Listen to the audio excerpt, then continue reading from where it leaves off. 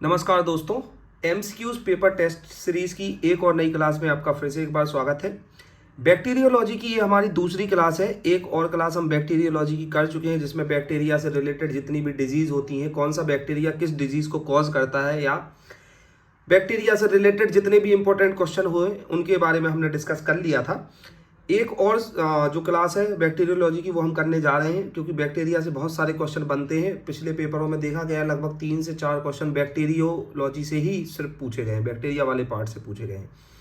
तो हम बैक्टीरिया की एक और क्लास कर लेंगे तो जितने भी और इम्पोर्टेंट एमसीक्यूज हैं वो भी कवर हो जाएंगे।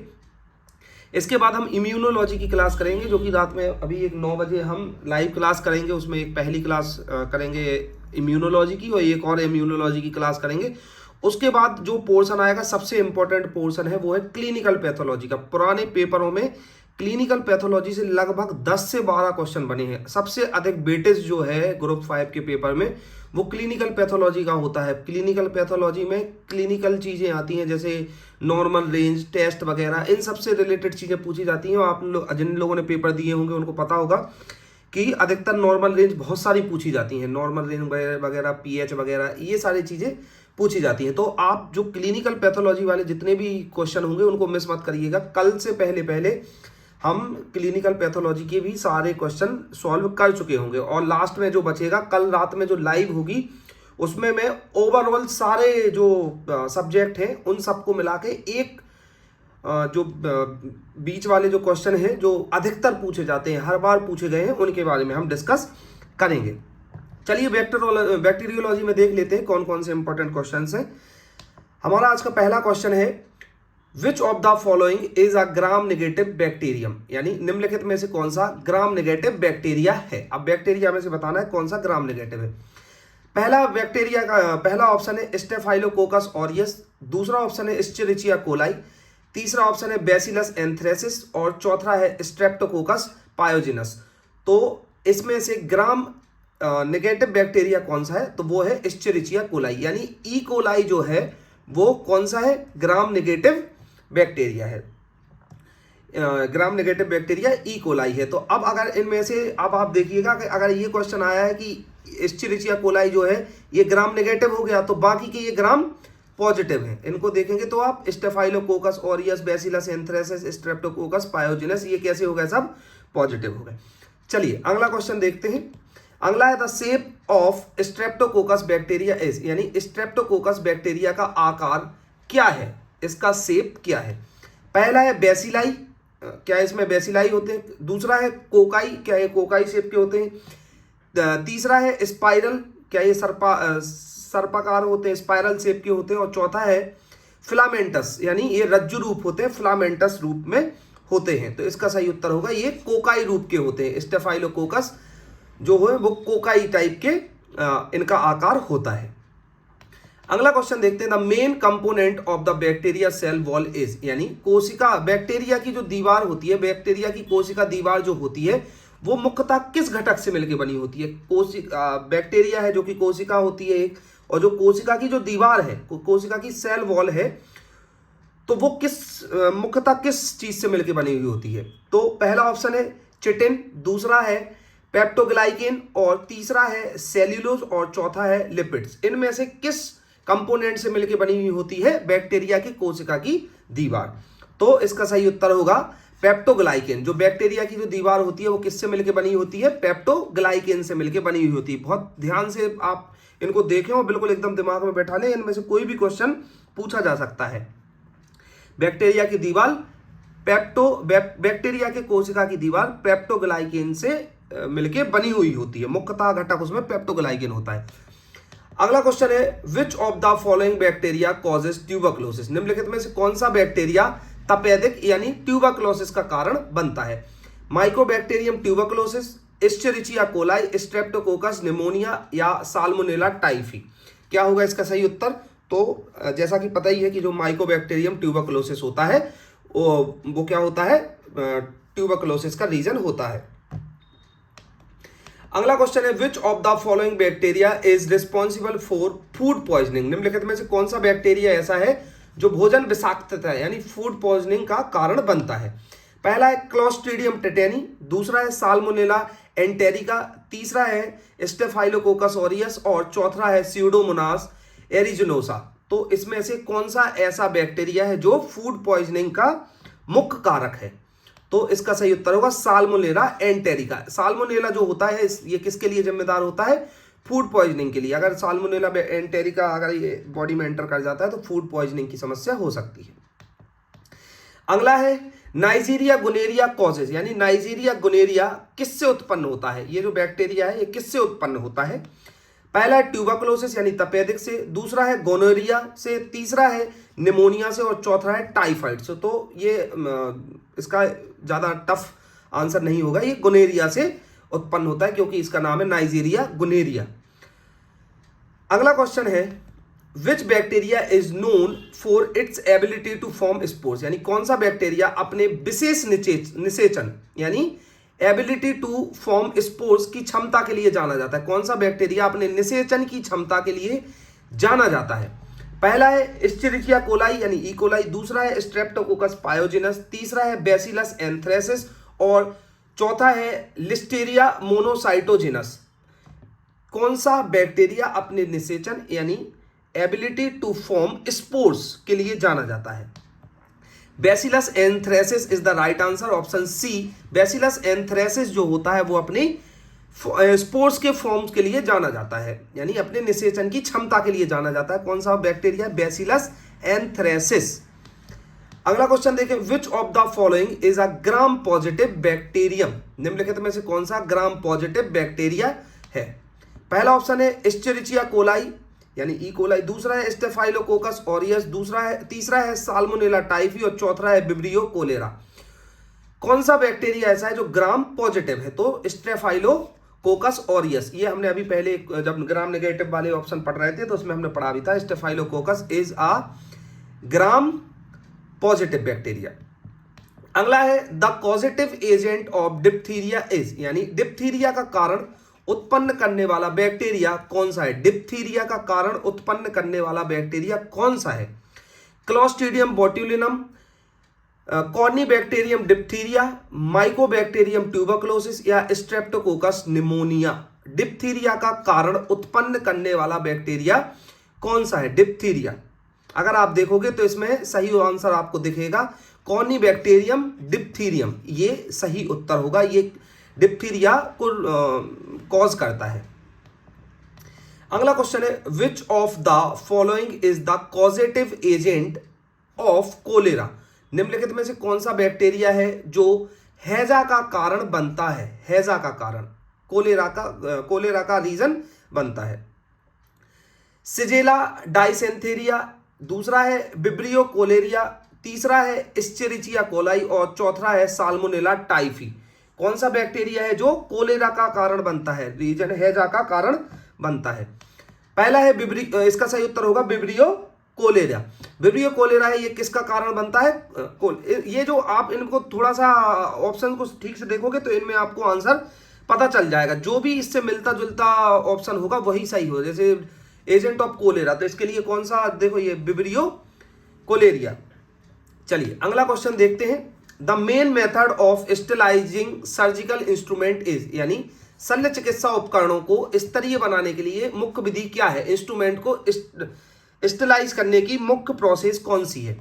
बॉइलिंग वाटर, क्या गर्म पानी का यूज किया जाता है? यूवी लाइट, क्या यूवी लाइट दी जाती है? ऑटोक्लेविंग, क्या ऑटोक्लेविंग की जाती है? या एथेनॉल से वॉश या रिंस किया जाता है? इसका सही उत्तर होगा autoclaving. Autoclaving is the right answer. जो भी इंस्ट्रूमेंट होते हैं उसको क्या किया जाता है? ऑटोक्लेव में रख के एक प्रेशर से स्टेलाइज किया जाता है ताकि उसके ऊपर जितने भी उसकी सरफेस पे जितने भी ऐसे कोई जो भी इंसेक्ट या फॉरेन पार्टिकल्स हैं उस पर लगे हुए होते हैं तो फिर वो उनकी डेथ हो जाती है और फिर वो स्टेलाइज हो जाते हैं इंस्ट्रूमेंट। अगला क्वेश्चन है staphylococcus aureus is most commonly associated with, यानी स्टेफाइलोकोकस ऑरियस सबसे सामान्यतः किससे जुड़ा हुआ होता है? Most commonly associated with. पहला ऑप्शन है ट्यूबरकुलोसिस यानी तपेदिक, दूसरा है स्किन इन्फेक्शन त्वचा संक्रमण, तीसरा है डायरिया यानी दस्त, चौथा है निमोनिया। तो ये किससे जुड़ा हुआ है? Staphylococcus aureus. इसका सही उत्तर होगा स्किन इन्फेक्शन से। ये किससे जुड़ा हुआ होता है? स्टेफाइलोकोकस ऑरियस स्किन इन्फेक्शन से, त्वचा संक्रमण से जुड़ा हुआ होता है। अगला क्वेश्चन देखते हैं, विच of the following bacteria causes leprosy. निम्नलिखित में से कौन सा बैक्टीरिया कुष्ठ रोग का कारण बनता है। अब कुष्ठ रोग किस बैक्टीरिया के कारण से होता है? क्लोस्ट्रीडियम टेटेनी, माइकोबैक्टीरियम लेप्रिया, स्ट्रेप्टोकोकस निमोनिया या एस्चेरिचिया कोलाई। इनमें से कौन सा ऐसा बैक्टीरिया है जो कुष्ठ रोग को कॉज करता है? माइक्रोबैक्टीरियम लेप्रियाई। अगर आप देखोगे लेप्रोसी जो है वो किससे बना हुआ, किससे कॉज होता है? माइकोबैक्टीरियम लेप्रिया से। अगला क्वेश्चन है, the Hektoen enteric agar is use to isolate. Hektoen enteric agar का उपयोग किसे पृथक करने के लिए किया जाता है? यूज टू आइसोलेट, किसे पृथक करने के लिए किया जाता है? हेक्टेन एंटेरिक अगार का ग्राम पॉजिटिव बैक्टीरिया के लिए किया जाता है, साल्मोनेला एंड शिगेला के लिए किया जाता है, माइकोबैक्टीरियम ट्यूबरकुलोसिस के लिए किया जाता है, या एंटेरोकोकस के लिए किया जाता है। तो हेक्टेन एंटेरिक अगार जो है उसका यूज किया जाता है साल्मोनेला एंड शिगेला को पृथक करने के लिए इसका यूज किया जाता है। अगला क्वेश्चन है, which of the following is a characteristics of Clostridium botulinum. निम्नलिखित में से कौन सा क्लोस्ट्रीडियम बोट्यूलिनम की विशेषता है? कौन सी विशेषता है क्लोस्ट्रीडियम बोट्यूलिनम की? पहला है, it is a facultative anaerobics. क्या यह सहायक एनाएरोब्स है? It cause tetanus. क्या यह टेटनस का कारण बनता है? It produce botulinum toxic. यह बोट्यूलिनम टॉक्सिक का उत्पादन करता है, या इट इज ग्राम नेगेटिव। क्या यह ग्राम नेगेटिव है? क्लोस्ट्रीडियम बोट्यूलिनम, तो यह इसका सही उत्तर होगा, it produce botulinum toxic. Botulinum toxic का ये उत्पादन करता है क्लोस्ट्रीडियम बोट्यूलिनम। अगला क्वेश्चन है, which of the following bacteria is a common cause of urinary tract infection, UTI.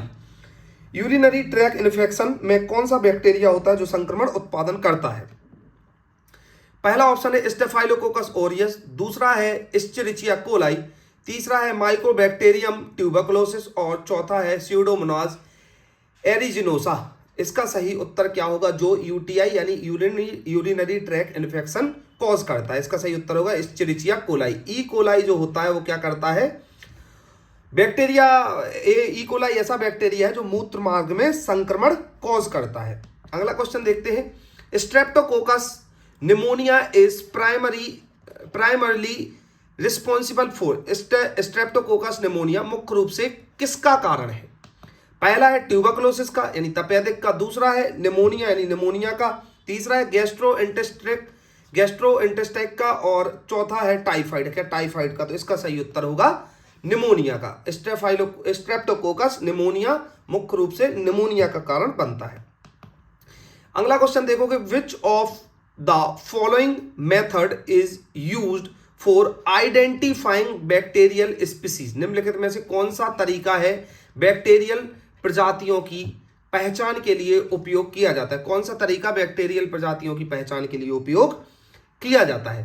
पहला है PCR, polymers chain reaction, PCR, दूसरा ऑप्शन है ब्लड कल्चर, तीसरा है ग्राम स्टेनिंग, या चौथा है ऑल ऑफ दीज या उपरोक्त सभी। बैक्टीरिया की प्रजातियों की जांच करने के लिए, पहचान के लिए किस टेक्निक का यूज किया जाता है, किस विधि का यूज किया जाता है? तो जैसा कि आप सबको पता है कि बैक्टीरिया की जांच इन तीनों से हो जाती है, पीसीआर से भी हो जाती है, ब्लड कल्चर से भी हो जाती है, ग्राम स्टेनिंग से हो जाती है। तो option 4 is the right answer. अगला क्वेश्चन है, लेजियोनेला निमोनोफिला कॉज। लेजियोनेला निमोनोफिला किसका कारण बनता है? ये जो बैक्टीरिया है लेजियोनेला निमोनोफिला, ये किसका कारण बनता है? क्या यह निमोनिया का कारण बनता है? क्या यह ट्यूबरकुलोसिस का कारण बनता है? क्या यह डिप्थीरिया का कारण बनता है? क्या यह लेप्रोसी का कारण बनता है? First option is pneumonia, second option is tuberculosis, third option is diphtheria and fourth option is leprosy. क्या होगा इसका सही उत्तर? इसका सही उत्तर होगा निमोनिया। निमोनोफिला मींस इससे रिलेटेड है, किससे? निमोनोफिला किससे रिलेटेड होगा? निमोनिया से रिलेटेड होगा।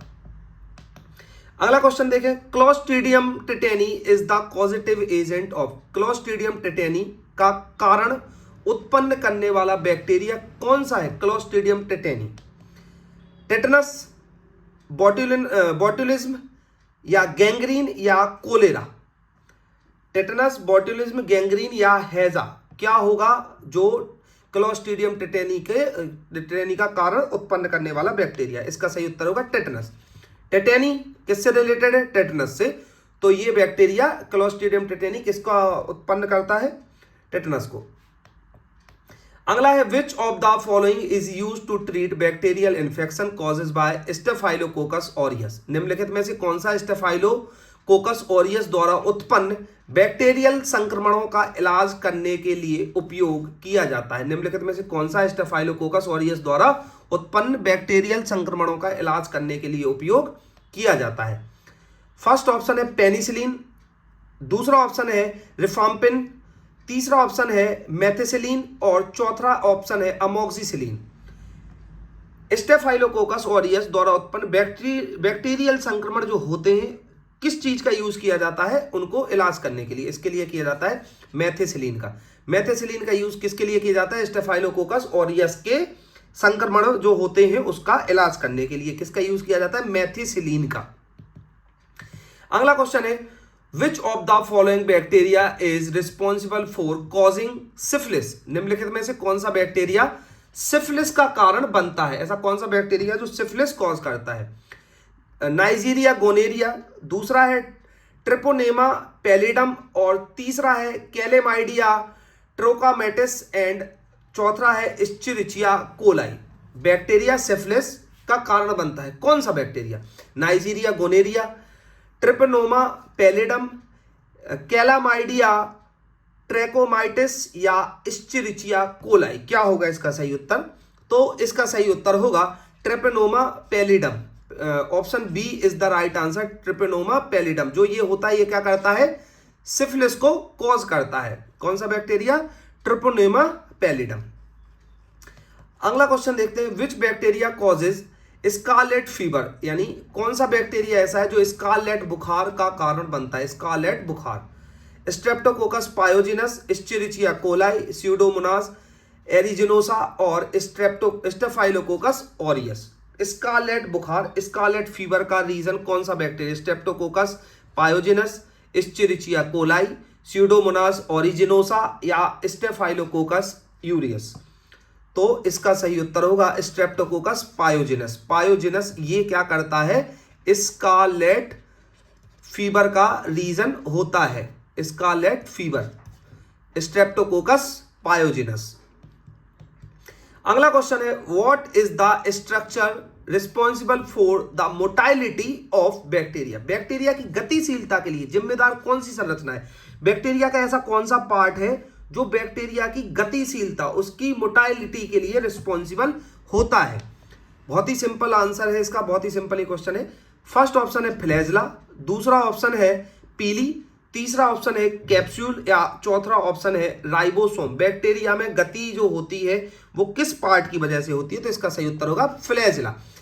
बैक्टीरिया अगर आपने देखा होगा जो बैक्टीरिया होता है इस शेप का होता है, उसका जो फ्लैजला वाला पार्ट होता है वो रिस्पॉन्सिबल होता है किसके लिए? अगर आप बैक्टीरिया देखोगे उसका फ्लैजला वाला जो पार्ट होता है इसकी गतिशीलता, मूवमेंट के लिए ये यूज किया जाता है फ्लैजला का। चलिए अगला क्वेश्चन देखते हैं विच of the following bacteria is commonly found in the human intestine. ऐसा कौन सा बैक्टीरिया है जो मानव की आंत में प्रेजेंट होता है? आंतों में प्रेजेंट होने वाला बैक्टीरिया कौन सा है? साल्मोनेला एंटेरिका, इस्चरिचिया कोलाई, क्लोस्ट्रीडियम टेटेनी या स्ट्रेप्टोकोकस निमोनिया। कौन सा बैक्टीरिया है जो मानव की आंतों में, ह्यूमंस की इंटेस्टाइन्स में प्रेजेंट होता है? First option is Salmonella enterica, second option is Escherichia coli, fourth option is Clostridium tetani and third option is Clostridium tetani and fourth option is Streptococcus pneumoniae. इसका सही उत्तर होगा इस्चरिचिया कोलाई। ई कोलाई जो है ये कहां प्रेजेंट होता है? इंटेस्टाइन में। इंटेस्टाइन में ये प्रेजेंट होता है ह्यूमन की। अगला तो खत्म होगा इस तरीके से ये बैक्टीरिया के हमारे इंपॉर्टेंट जो भी एमसीक्यूज थे वो थे। बाकी बैक्टीरिया के से रिलेटेड अच्छे क्वेश्चन थे। इनमें से काफ़ी पॉसिबिलिटी है कि जो एक आध दो क्वेश्चन तो पूछे ही जाएंगे। 2 से 3 क्वेश्चन बनने की संभावना बैक्टीरिया वाले पार्ट से है ही। अधिकतर माइक्रोबायोलॉजी के बैक्टीरिया वाले पार्ट से ये क्वेश्चन पूछे जाते हैं। चलिए मिलते हैं अगली वीडियो में, तब तक के लिए थैंक यू।